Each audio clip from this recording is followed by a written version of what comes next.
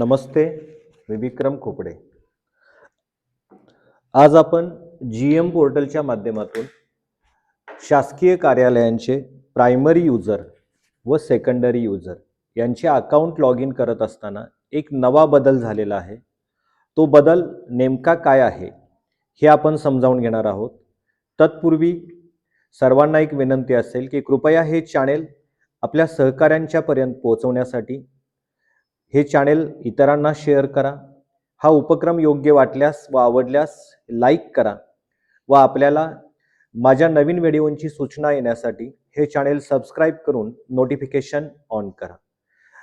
हा जेम पोर्टलमध्ये नेमका बदल काय आहे ते जरा आपण विस्तारपूर्वक समजावून घेऊ। तर तो नवा बदल असा आहे, यापूर्वी आपण जेम पोर्टलला प्रायमरी यूजर किंवा सेकंडरी यूजर यांचे अकाउंट लॉग इन करताना लॉग इनला क्लिक करून त्यांचा जो काही यूजर आय डी असेल तो यूजर आय डी आपण देत होतो। यानंतर कॅप्चा देऊन आपण सबमिटला क्लिक करत होतो। तर ही प्रक्रिया आहे तशीच आहे, परंतु सबमिटला क्लिक केल्यानंतर आपल्याला जो काही पासवर्ड द्यावा लागतो तो पासवर्ड तर आपल्याला द्यावा लागेलच, पण सोबत आपल्याला एक नवीन पर्याय उपलब्ध झालेला आहे। तो पर्याय म्हणजे जनरेट OTP।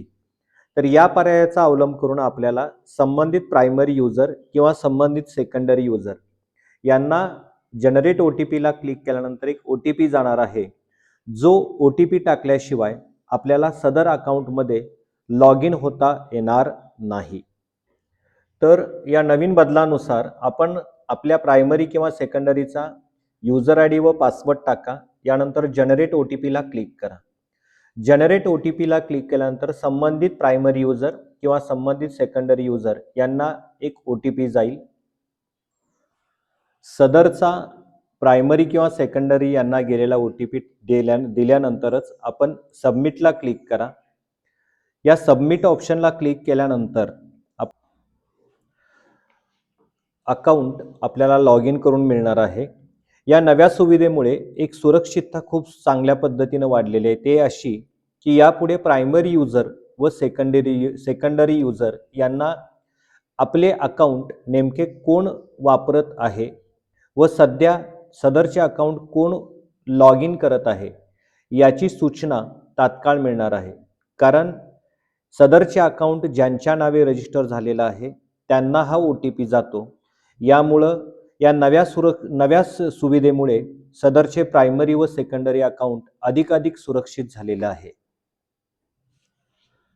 सर्वांना आदरपूर्वक नमस्कार आणि सर्वांचे विनम्रपूर्वक आभार। धन्यवाद।